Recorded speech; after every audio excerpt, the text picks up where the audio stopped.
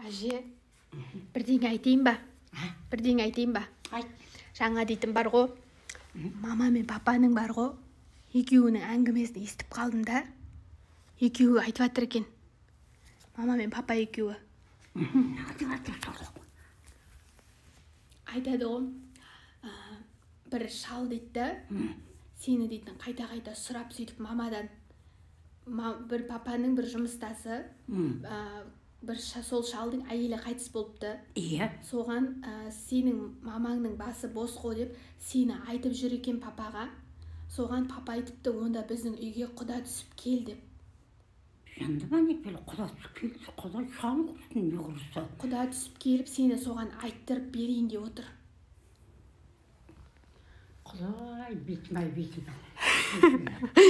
бетім-ай. Байдың ағылайын, жарығым-ау, байдың ағылайын, жас деген міне жеттіктің ішіне кіріп кетті. 80 көрініп тұр енді не. Әже, кез келген әйел адам бақытты болуға лайықты. Не қылатын адам? Кез келген әйел адам бақытты болуға лайықты. Құдай сақтасын, ләхи құдайсан Алла. Тұна бекі сөлгілі қанша жыл болды. Мен 30-ға жетер жетпесте қалдым. Ал міне 70 келіпті. Тұғында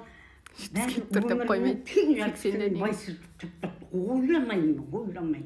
Еш қылып ойында бір ой жоқ. Әже, жақсы емес па сен өзіңнің ұл қыздарыңның бәрі келіп сені ұзатып, артыңнан жылап, біздер сені күшті болып, аппақ көйлекпен ұзатып отырсақ.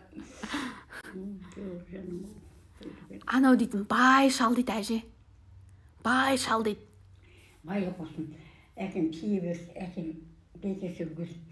2 жылдан кейін әкем бетет маған. Иважан деді, бекеттің орнын ешкімге бастырмассың деді. Менің қызым болсам деді, мен тап осылай.